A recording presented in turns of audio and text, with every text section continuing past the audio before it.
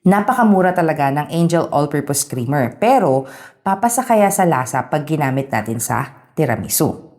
So imagine 45 pesos lang siya compared sa Nestle All-Purpose Cream na 71 pesos tapos Alaska 61 pesos. Pero to be fair, ang Angel All-Purpose Creamer siya. So mas mataas yung oil component niya kaysa sa milk component. Kaya rin mas mura siya.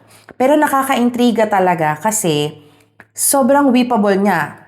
As you can see here, stable yung structure ng ating tiramisu. So, yung Angel All-Purpose Creamer po yung ginamit ko dito using my recipe ng Tiramisu for Business. Kung hindi nyo pa po napapanood yun, maglalagay po ako ng link dyan sa ating comment section. Please watch that kasi practical yung costing niya pero high quality pa rin yung taste. And ayun nga po, nag-test din po ako ng iba't ibang all-purpose cream, tapos itong ang all-purpose creamer na to. Kaya po ako na-intriga and gusto ko siyang i-test talaga on its own kung kamusta yung lasa niya. Kasi syempre, bilang mga small business owners, lagi tayong naghahanap ng way para mapababa yung costing natin, para tumaas syempre yung kita natin, para mas maka-attract din ng maraming customers or mas maging competitive yung pricing natin. Pero kailangan nating i-balance yon sa quality or sa lasa. Kasi, syempre, makabenta ka nga one time pero hindi ka nababalikan. Gusto natin balanced yung costing at saka yung quality or yung taste. So, tikman natin. Kanina ko pa siya tinitikman para masigurading verdict na ibibigay ko sa inyo at the same time, hindi pala naka-on yung microphone ko nung una akong nag-shoot. So, replay. Ayan, ito po siya.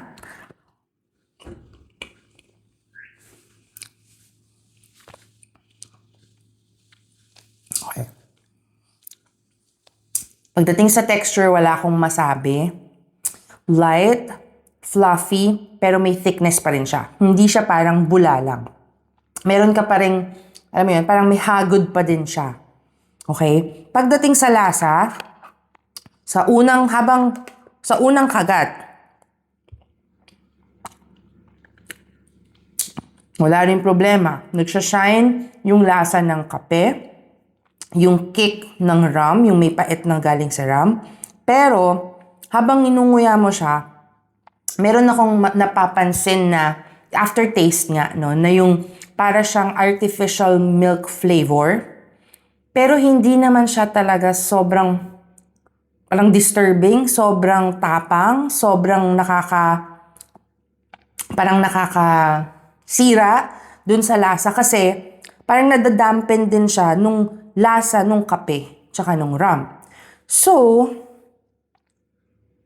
I would say na worth it talagang itry itong Angel All-Purpose Creamer kung kayo po ay kung balak nyo pong magbenta ng tiramisu or nagbebenta na kayo ng tiramisu. Try nyo siya tapos ayun, tikman nyo. Kasi worth trying siya dahil napakamura niya. Boss, actually, pinatikim ko nito sa pamangkin ko kanina to see kung malalasahan niya yung sinasabi ko na parang aftertaste na artificial flavor.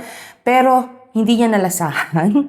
At according to her, compared dun sa mga dati kong mga pinatikim, which is gumamit ako ng Nestle before, ng Alaska before, even mascarpone, gumamit ako.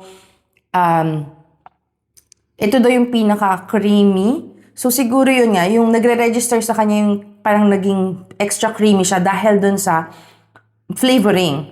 So, para sa kanya, it's positive.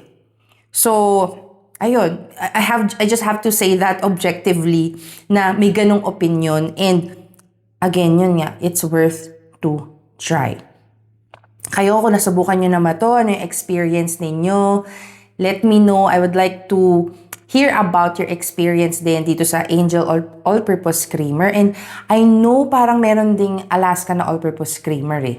So, kamusta naman po yung experience nyo pagdating sa paggamit nun? Hope this helps. Don't forget to follow for more. Sa ulitin.